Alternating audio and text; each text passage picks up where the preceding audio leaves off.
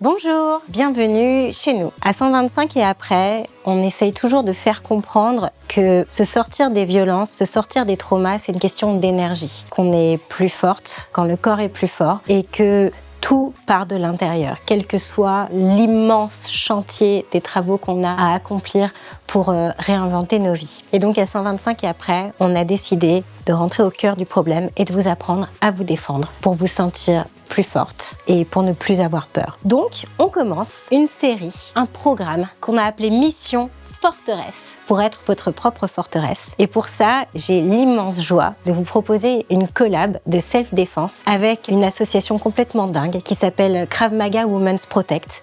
Aujourd'hui, son fondateur, Michael Obadia, va venir nous apprendre comment nous défendre chez nous ou dans la rue, parce que quand le corps est plus fort, on est plus forte.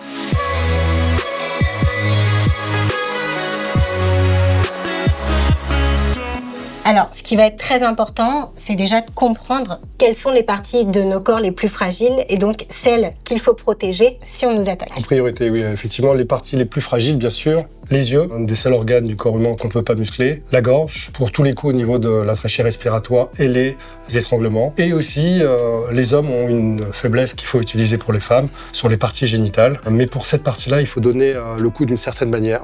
Ah, c'est pas n'importe comment qu'on peut faire bobo aux parties ? Non, parce que par exemple, si tu me frappes comme ça direct, tu vas pas être là où il faut pour faire très mal. Mais pour les où hommes, est-ce que ça fait très mal ? les testicules. D'accord. Donc c'est là. Donc si tu frappes de face sur la partie génitale, tu vas pas me faire grand-chose. Tu vas juste peut-être énerver la personne. Mais pour vraiment la mettre hors d'état de nuire, il faut que tu frappes en dessous.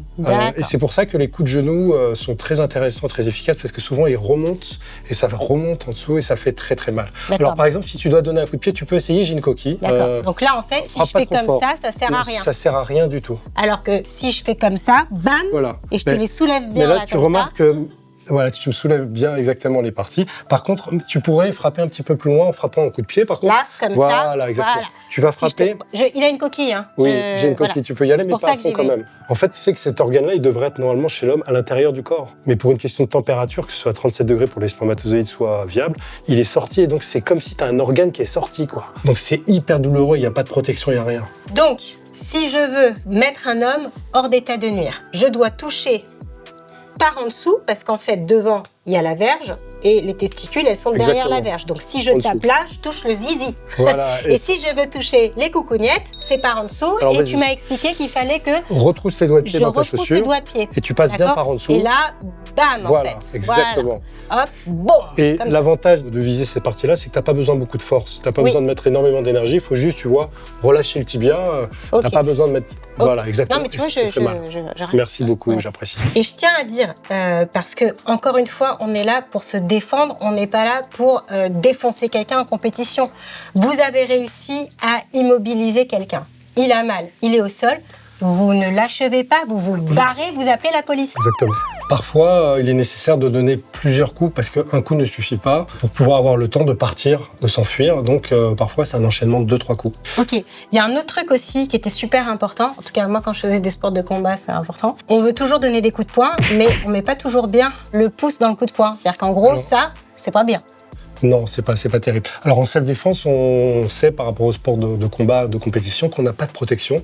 Et même avec les protections, parfois ils se cassent les doigts ou les phalanges. Donc c'est plus intéressant de frapper main ouverte, avec la partie basse de la main.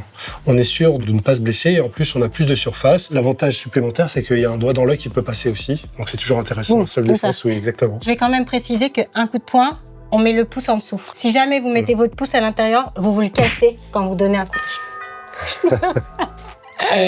Elle est à fond. Donc on met jamais un pouce à l'intérieur du poing. Mais effectivement, c'est plus facile de faire ça. Puis comme ça, si je te fais ça, je te fais ça.